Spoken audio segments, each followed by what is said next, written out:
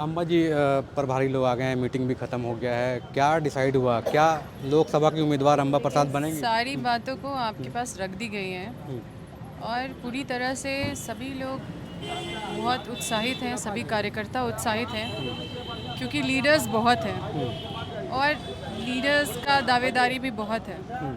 कई लोग अपना दावेदारी कर रहे हैं और क्योंकि जनता के अनुरूप और जनता के भावनाओं के अनुरूप बेस्ट तो सभी है, लेकिन लोगों का और सभी ज़्यादा से ज़्यादा मत किसके लिए आता है, कार्यकर्ताओं का भावना सबसे ज़्यादा किसके साथ जुड़ा हुआ है, इन सब चीज़ों को समझने के लिए यहाँ पे हमारे प्रभारी साहब आए थे। और ये बहुत ही अच्छा एक संदेश है कि कांग्रेस पार्टी कभी भी कोई कैंडिडेट को थोपना नहीं चाहती है किसी के ऊपर, जो कि विपक्ष में आप देखने को मिलता है कि ये नहीं तो वो नहीं तो ये। और इस तरह का मुझे नहीं लगता कि किसी और पार्टी में मुझे देखने को मिला कि कार्यकर्ताओं का इतना सम्मान दिया जा रहा है।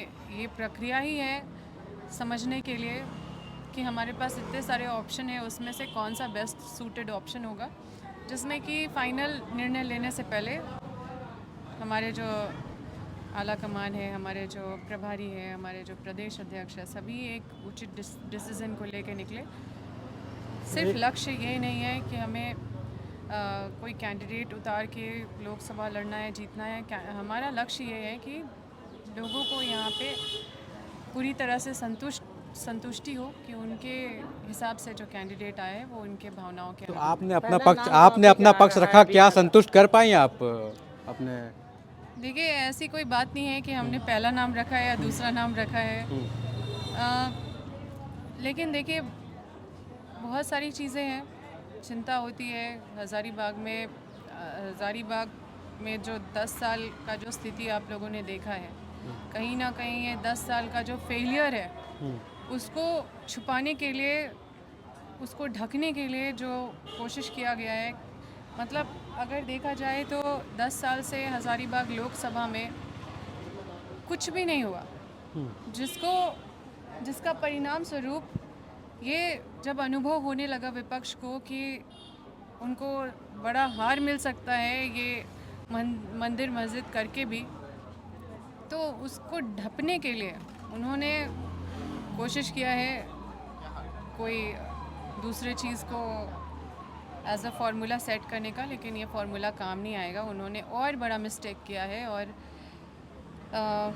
मैं समझती हूँ कि आने वाले समय में बहुत अच्छा हज़ारीबाग परफॉर्म करेगा, क्योंकि हज़ारीबाग की जनता समझती है कि हम लोग बहुत सालों से, वर्षों से शोषित रहे हैं, किसी को अधिकार नहीं मिला, हर चीज़ से वंचित रहे हैं।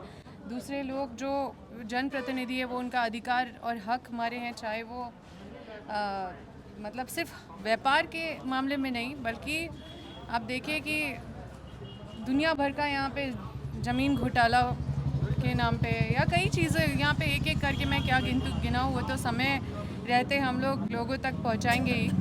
लेकिन निश्चित रूप से यहाँ की जनता चाहती है कि ऐसा जनप्रतिनिधि हो जो यहाँ का सेवक बन के हमारा काम करे, ना कि उनका हक मार के उनके अधिकार को भी अपने पास कर ले, अपने ये में रखे। मैम की अगर आपको ही मौका मिलता तो ठीक है, आप क्या? तो हम लोग बात कर रहे थे अम्बा प्रसाद जी से, जो हो सकता है यहाँ की लोकसभा कैंडिडेट हो सकती हैं और चुनाव भी लड़ सकती हैं। हज़ारीबाग में बीजेपी ने पहले ही घोषित कर दिया है कि मनीष जायसवाल जो है लोकसभा के कैंडिडेट होंगे। तो क्या लोकसभा में अम्बा प्रसाद और मनीष जायसवाल का आमने सामने टक्कर होगा?